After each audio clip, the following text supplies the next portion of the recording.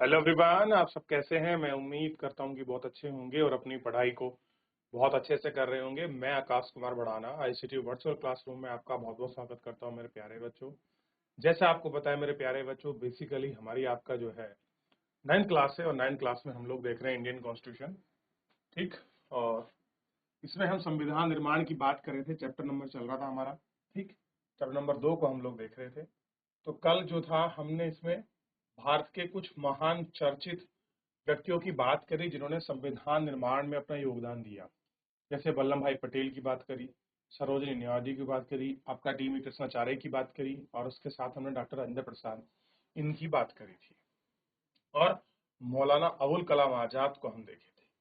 आज हम बात करेंगे संविधान सभा की। जो हमारी संविधान सभा है वो क्या है, किस प्रकार थी, इस पर हम लोग बात करेंगे। संविधान सभा। भारत के संविधान के निर्माता कौन थे, यह आपको संविधान बनाने की प्रमुख भूमिका निभाने वाले कुछ नेताओं के बारे में बहुत में संक्षिप्त में जानकारी मिलेगी। चुने हुए जनप्रतिनिधियों को ही संविधान नामक दस्तावेज लिखने का काम करती है, उसे संविधान सभा कहते हैं। जो आपका जनप्रतिनिधि की एक सभा है जो संविधान को लिखने का काम करती है। क्या करती है? संविधान को लिखने का काम करती है। भारतीय संविधान जुलाई 1946 में चुनाव हुए। संविधान सभा की पहली बैठक दिसंबर 1946 में हुई, जिसके बाद तत्काल दो हिस्सों में भारत और पाकिस्तान बंट गया। संविधान सभा दो हिस्सों में बंट गई, भारत का संविधान और पाकिस्तान का संविधान सभा। भारतीय संविधान लिखने वाले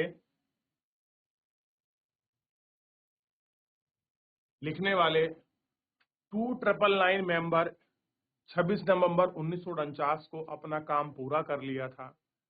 26 जनवरी 1950 को लागू हुआ संविधान। ध्यान दीजिए, हमारा संविधान बनकर कब तैयार हुआ? 26 जनवरी 1949 को 299 लोगों ने लिखा है। ठीक। और लागू कब किया गया? 26 जनवरी 1950 को। इस दिन की याद में हम हर साल 26 जनवरी को गणतंत्र दिवस मनाते हैं। क्या मनाते हैं? गणतंत्र दिवस मनाते हैं। ठीक। ध्यान दें, क्या मनाते हैं? गणतंत्र दिवस को हम मनाते हैं। ये आपको क्लियर। इस सभा द्वारा 50 साल से पहले बनाए गए संविधान को हम क्यों नहीं मानते? कह रहे कि एक संविधान वो था जो आज से 50 साल पहले बना था, हमने उसको क्यों नहीं माना? ऐसा क्या कारण है कि हम इसी संविधान को मानते? हमने पहले ही एक कारण का जिक्र किया है। जिक्र का मतलब होता है आपकी चर्चा की है कि संविधान सिर्फ संविधान सभा के सदस्यों के विचार को व्यक्त नहीं करता, ये अपने समय की व्यापक सहमतियों को भी व्यक्त करता है। दुनिया के कई आपका देशों में संविधान सभा को फिर से लिखना पड़ा क्योंकि संविधान सभा में दर्ज बुनियादी बातों पर वहां के सभी सामाजिक समूह या राजनीतिक दलों की सहमति नहीं थी।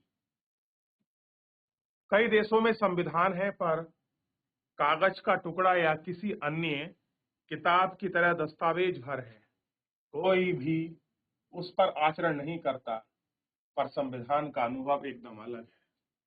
पिछली आधी सदी से भी ज्यादा अवधि में सामाजिक समूह ने संविधान के कुछ प्रावधानों के सवाल उठाए हैं और किसी भी बड़े सामाजिक समूह या राजनीतिक दल ने खुद संविधान की वैधता पर सवाल नहीं उठाया है। वह हमारे संविधान का एक असाधारण उपलब्धि है। दुनिया ने हर संविधान पर आपके सवाल उठे हैं, किसी कुछ कहा है, लेकिन हमारे संविधान निर्माताओं ने संविधान को बनाते समय वो सारे बुनियादी चीजों को हमने ध्यान रखा। उन बुनियादी प्रश्नों को ध्यान रखा गया जो उसमें जरूरत की चीजों को आपको महसूस करते थे। संविधान को मानने का दूसरा कारण यह था कि संविधान सभा को भारत के लोगों का ही प्रतिनिधित्व कर रही है और उस समय सार्वभौम वयस्क मताधिकार नहीं था। इसलिए संविधान सभा का चुनाव देश भर के लोग प्रत्यक्ष ढंग से नहीं कर सकते। से नहीं कर सकते थे। इसका चुनाव मुख्य रूप से प्रांतीय असेंबली के सदस्यों ने ही किया है, जिनका जिक्र हम पहले भी कर चुके हैं। इसके कारण देश में सभी भौगोलिक क्षेत्रों में उचित प्रतिनिधि हो गए हैं। इस सभा में भारतीय राष्ट्रीय कांग्रेस के सदस्यों का प्रभुत्व था, जिसने राष्ट्रीय आंदोलन की अगुवाई की थी, पर वे स्वयं कांग्रेस के अंदर ही कई राजनीतिक समूह और विचारों के लोग थे। सभा में कई ऐसे सदस्य थे जो कांग्रेस के विचार से सहमत नहीं थे। सामाजिक रूप से इन सभा में सभी के जाति, वर्ग, धर्म, विशेष के पोषे के लोग थे। कोई किसी जाति से था, कोई किसी धर्म से था, कोई किसी पेशे से था, तो सब अलग अलग धर्म, जाति, पेशे से थे। अगर संविधान सभा का गठन सार्वभौमिक वयस्क मताधिकार के जरिए हुआ है, तो तब इसका स्वरूप काफी कुछ तरह का हो सकता है। कैसा था? काफी कुछ अलग तरीके का हो सकता है। अतः अंततः जिस संविधान सभा के ने काम किया है, वह संविधान को एक तरह की पवित्रता और वैधता देता है। संविधान सभा का काम काफी व्यवस्थित, खुला और सर्वसम्मति बनाने का प्रयास पर आधारित था। सबसे पहले कुछ बुनियादी सिद्धांत तय किए गए और उन पर सबकी सहमति बनाई गई। फिर प्रारूप कमेटी के प्रमुख डॉक्टर भीमराव अंबेडकर की चर्चा की। संविधान सभा बनाया गया। संविधान की प्रमुख प्रत्येक धारा में कई तरह के दौरों पर चर्चा की गई। 2000 से ज्यादा संशोधन पर विचार हुआ। 3 वर्ष की कुल 114 दिन की गंभीर चर्चा हुई। सभा में पेश हर प्रस्ताव पर, हर शब्द पर कहीं बात को रिकॉर्ड किया गया कि हमने जो प्रस्ताव पारित करें उसमें हर एक शब्द को एक्सप्लेन किया गया है कि इसका मीनिंग क्या है, और जो मीनिंग था उसको हमने रिकॉर्ड भी किया है कि कल दिन को अगर हमको इन शब्दों की जरूरत पड़ने लगी तो हम किस प्रकार से इनको देखेंगे। इन्होंने कॉन्स्टिट्यूटिव असेंबली नामक कॉन्स्टिट्यूशनल असेंबली नाम से 12 मोटे मोटे खंड प्रकाशित किए। इन बहसों को, हर प्रावधान के पीछे की सोच और तर्क को समझा गया कि भैया जो हमने इतनी बड़ी चीजों का डिस्कशन कर रहे हैं उसके पीछे की सोच क्या है और उसके पीछे का तर्क क्या है, इन सभी सोच और तर्क पर हमने बात की। संविधान की व्याख्या के लिए इसकी बहस और दस्तावेज को उपयोग किया गया कि किस तरह से बहस होनी चाहिए, किस तरह से ये सारी चीजें होनी चाहिए, इन पर बहस इत्यादि आपका करी गई और इसको देखा गया। तो ये कुल मिलाकर संविधान सभा का जो प्रारूप हम लोग पढ़ रहे थे, किस प्रकार की संविधान सभा थी, कब संविधान की बैठक हुई, कब संविधान बनकर लागू हुआ, संविधान में कितने सदस्य थे, वयस्क मताधिकार पर चुनाव, सार्वभौमिक अधिकार पर चुनाव नहीं था, इसलिए इस संविधान सभा को प्रत्यक्ष ढंग से नहीं कर सकता थे। यानी कि जो पहला आपकी जो संविधान सभा चुनी गई थी ना, उसमें लोगों ने वोट नहीं दिया था, बल्कि कांग्रेस बना रही थी और हर एक क्षेत्र से एक प्रतिनिधि नियुक्त किया गया था जनता के बिहाफ पर। तो एक बार पूरा इसको देख लीजिए, फिर कुछ डाउट है तो आप मुझसे पूछ लीजिए, फिर आगे बढ़ेंगे। ये थी भारतीय संविधान सभा। हो गया बेटा? चलिए, शाबाश। थोड़े से कुछ और लोग पढ़ते हैं। एक ऐसा ही व्यक्तित्व को हम लोग देखेंगे। हमारे सामने है जयपाल सिंह। इनका जन्म 1903 में हुआ, 1970 में इनकी मृत्यु हुई। झारखंड के थे, पेशे से खिलाड़ी और शिक्षाविद थे। भारतीय हॉकी टीम के पहले कप्तान हैं और आदिवासी महासभा के संस्थापक हैं। बाद में झारखंड पार्टी के संस्थापक बने। ठीक, तो किसी व्यक्ति का विशेष परिचय भी हम पढ़ लेते हैं। अच्छा, ये बड़े इंपोर्टेंट व्यक्ति हैं, एस.सी. मुखर्जी। एस.सी. मुखर्जी के विषय में देखिए, 1887 में जन्म हुआ, 1956 में इनकी मृत्यु हुई। जन्म बंगाल में हुआ और ध्यान दीजिए संविधान सभा के क्या थे? उपाध्यक्ष थे। अच्छा, अगर मैं आपसे पूछूं कि संविधान सभा के अध्यक्ष कौन थे, क्या नाम है संविधान सभा के अध्यक्ष का? बताइए। 2 थे, एक थे स्थायी और एक थे अस्थाई, बताइए। तो ध्यान दीजिए, स्थायी थे डॉक्टर राजेंद्र प्रसाद और अस्थायी थे डॉक्टर सचिदानंद सिन्हा। स्थायी डॉक्टर राजेंद्र प्रसाद जो भारत के पहले राष्ट्रपति बने, और अस्थायी थे डॉक्टर सचिंद्र नाथ सिन्हा। क्लियर है? चलिए। शिक्षाविद थे एस.सी. मुखर्जी, और ध्यान रखना संविधान सभा के उपाध्यक्ष थे, यानी कि डॉक्टर राजेंद्र प्रसाद के बाद अगर किसी पर रिस्पॉन्सिबिलिटी थी तो एस.सी. मुखर्जी पर थी। प्रसिद्ध लेखक थे, कांग्रेसी नेता थे, All India Christian Council of Bengal से जुड़े हुए थे, और बंगाल लेजिस्लेटिव के आपके मेंबर है। बाद में बंगाल के आपका ये राज्यपाल भी बने। ठीक। इसके बाद आपका जी दुर्गाबाई देशमुख, 1909 में जन्म हुआ और 1981 तक ये रही। आंध्र प्रदेश से थी, वकील और महिला मुक्ति कार्यकर्ता थी, आंध्र प्रदेश महिला सभा की संस्थापक, कांग्रेस की सक्रिय नेता, बाद में समाज कल्याण बोर्ड की संस्थापक रही। आप एक बोर्ड पर देना, केंद्रीय समाज कल्याण बोर्ड, उसकी ये फाउंडर में रही है। सोच के देखिए, क्या रही है उनकी फाउंडर, ये आपका रही है और आपको पाई जाती है। अब हम बात करेंगे संविधान निर्माण के कुछ बुनियादी मूल्य, और बुनियादी मूल्य में आगे बढ़ते हुए सबसे अच्छी बात जो मुझे मिल रही है, एक एडिशनल इंफॉर्मेशन हम लोग यहाँ कलेक्ट कर पा रहे हैं। जैसे सबसे पहले आप देखिए, हमको मिले हैं बलदेव सिंह, 1901 में जन्म हुआ, 1961 तक रहे, हरियाणा के थे, सफल उद्यमी थे, और विधानसभा में अकाली पार्टी के नेता थे। संविधान सभा में कांग्रेस द्वारा मनोनीत थे, और सेंट्रल में आपका क्या रहे थे, रक्षा मंत्री बलदेव, क्या रहे, सेंट्रल डिफेंस मिनिस्टर रहे। ठीक। और इसके बाद है कन्हैया लाल मणिक लाल मुंशी, इनके विषय में बाद में पढ़ेंगे। फिलहाल हम चलते हैं अपने मेन जो हमारा आपका क्या है लाइन है, उसकी तरफ देखते हैं। 2.4 इसमें यूनिट है, भारतीय संविधान के बुनियादी मूल्य। इस किताब में हम विभिन्न विषय पर संविधान के प्रावधान का अध्ययन करेगी।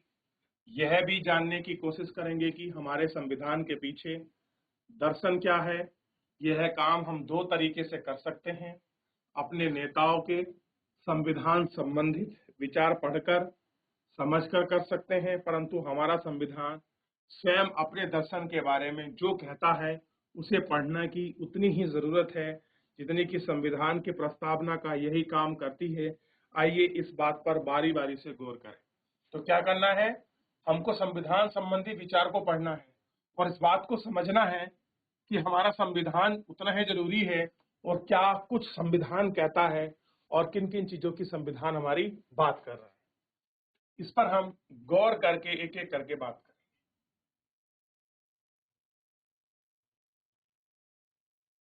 भेदभाव और गैर बराबरी मुक्त भारत का सपना। अब डॉक्टर भीमराव अंबेडकर ने एक सपना देखा था जिसमें कोई डिस्क्रिमिनेशन ना हो, कोई गैर बराबरी की भावना से मुक्त हो, यानी कि सब बराबर हो। भारत में एक सपना था डॉक्टर भीमराव अंबेडकर को, और आप जानते हैं ये संविधान सभा के अध्यक्ष थे। संविधान सभा के अध्यक्ष, या संविधान सभा में, बच्चों क्षमा चाहूंगा, जो संविधान सभा में एक समिति बनी थी, प्रारूप समिति।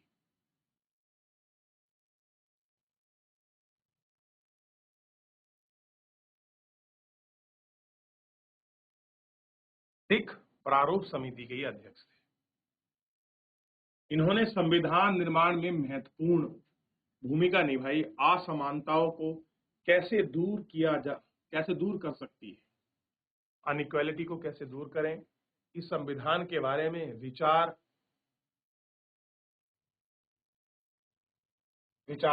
दूसरों से अलग थे। ठीक। आइए, सपने और वादे। आपने भारतीय संविधान निर्माताओं की सूची का एक बड़ा नाम ना होने पर हैरानी होगी।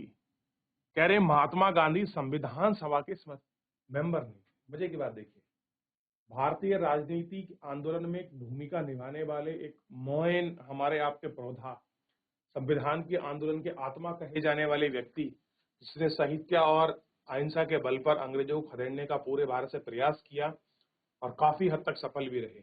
ऐसा व्यक्ति जिसने हर क्षेत्र में अपना विचार दिया, जिसकी आइडियोलॉजी को लोग आज भी पढ़ते हैं, लेकिन सबसे बड़ी बात ये, वो व्यक्ति संविधान सभा का मेंबर था ही नहीं। वे संविधान सभा के सदस्य नहीं थे। किसके बारे में बात हो रही है? ये बात हो रही है महात्मा गांधी में। महात्मा गांधी संविधान सभा के वे सदस्य नहीं थे, पर संविधान सभा के अनेक सदस्य के विचार उनके अनुयायी थे। जो लोग कॉन्स्टिट्यूशन असेंबली में थे, उनके विचारों को वो लोग फॉलो करते थे। अपनी पत्रिका यंग इंडिया में उन्होंने संविधान में अपनी अपेक्षा के बारे में लिखा है। अपेक्षा मतलब होती जो उम्मीद है, किस तरह की कोई व्यक्ति किसी से उम्मीद करता है, उसके बारे में लिखा है। क्या कहते हैं और किस तरह की वो उम्मीद और अपेक्षा रखते हैं कि भारत का संविधान कुछ इस प्रकार का होना चाहिए, या मैं ऐसे संविधान होने की कामना करता हूं कि ऐसा संविधान, मैं भारत के लिए ऐसे संविधान चाहता हूं जो गुलामी और अधीनता से मुक्त करे। कह रहे मैं ऐसे संविधान को चाहता हूं जो क्या करे, ध्यान दीजिए,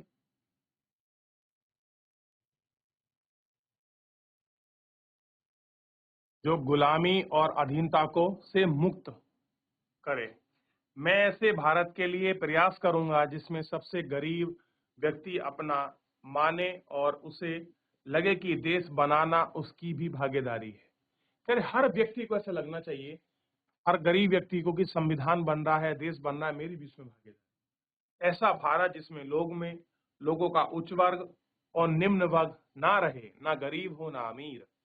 ऐसा भारत जिसमें सभी समुदाय के लोग मेल जोल से रह सकें। ऐसे भारत में छुआछूत और शराब और नशीली चीजों की कोई जगह ना हो, जहां अनटचेबिलिटी ना हो, मदिरा ना हो, ड्रिंक ना हो, और कोई भी आपकी नशीली चीज का इस्तेमाल ना हो। औरतों को भी मर्द जैसे अधिकार मिले, यानी कि जो महिलाओं को भी आपको पुरुषों के समान अधिकार मिले। मैं इससे कम पर संतुष्ट नहीं होगा। उन्होंने बताया कि संविधान में क्या चाहिए, एक तो हमारी गुलामी खत्म हो जाए, हम किसी का दीन खत्म हो जाए। पहला, मैं प्रयास करूंगा कि हर व्यक्ति को लगे कि भारत बनाने में उसकी भागीदारी है। 2 हो गए। तीसरा है ना कोई अमीर हो ना कोई गरीब हो। चौथा यह है कि सब लोग मेल झोल के रहें। पांचवा यह था किसी प्रकार की छुआछूत ना हो, शराब ना बिके, नशीली चीजें ना बिके। पांचवा था कि हाँ क्या हो, आपका महिलाओं को पुरुषों के समान अधिकार मिले। तो इन 5-6 चीजों पर वो मोटी मोटी अपनी बात कर रहे थे और इस प्रकार के संविधान की वो कामना कर। क्लियर है? तो ये सारी चीजें इसके अंतर्गत हमने देखी और विचार। एक बार आप भी देख लीजिए, फिर हम बढ़ते। तो इस तरीके से हमने इन सब बातों पर आपकी चर्चा की। ठीक, आप थोड़ा सा पढ़ लेते हैं कन्हैयालाल मणिकलाल मुंशी के बारे में। यहाँ तक कोई डाउट किसी का? 1887 से लेके 1971 में जन्म, गुजरात, वकील, इतिहासकार, भाषाविद, जैसे कांग्रेसी नेता, गांधीवाद, केंद्रीय मंत्रिमंडल के संस्थापक और स्वतंत्र पार्टी के संस्थापक भी रहे। इसके बाद अगला परिचय है श्यामा प्रसाद मुखर्जी। बड़े इंपोर्टेंट हैं, जनसंघ के संस्थापक रहे हैं, जिसे आज बीजेपी कहा जाता है।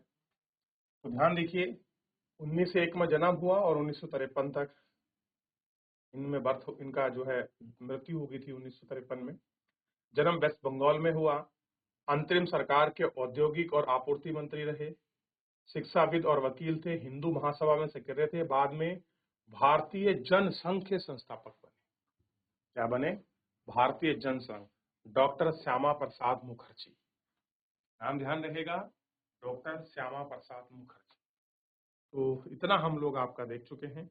ठीक, आगे जो महान व्यक्तित्व है हमारा, वो है डॉक्टर भीमराव अंबेडकर। तो भीमराव रामजी अंबेडकर। तो पूरा नाम क्या हुआ? डॉक्टर भीमराव रामजी अंबेडकर। मध्य प्रदेश, और 1891 इनका जन्म हुआ, 1956 में इनकी मृत्यु हुई। मध्य प्रदेश के गुएना के थे। प्रारूप कमेटी के मेंबर रहे। सामाजिक क्रांति चिंतक, जातिगत बंटवारे, भेदभाव के खिलाफ अग्रणी आंदोलनकारी रहे। बाद में स्वतंत्र भारत के पहली सरकार के कानून मंत्री बने। रिपब्लिकन पार्टी ऑफ इंडिया के संस्थापक रहे। तो ये थे आपके डॉक्टर भीमराव अंबेडकर, प्रारूप समिति के अध्यक्ष के रूप में जाना जाता है। तो जितना पढ़ा है यहाँ तक कोई डाउट, कोई क्वेरी किसी बच्चे का, एक बार पूछ लीजिए, फिर इसमें आगे बढ़ेंगे। चलिए, तो मेरे प्यारे बच्चों, फिलहाल जो है हमने इसको देख लिया। यहाँ तक किसी का कोई डाउट, कोई क्वेरी रहती है, आप मुझसे पूछ सकते हैं। फिलहाल आज के लिए इतना ही, मिलते हैं नेक्स्ट लेक्चर में। तब तक अपना ध्यान रखिए, स्वस्थ रहिए, अपनी पढ़ाई को बहुत अच्छे से करते रहिए। ठीक है, तो मिलते हैं नेक्स्ट लेक्चर में।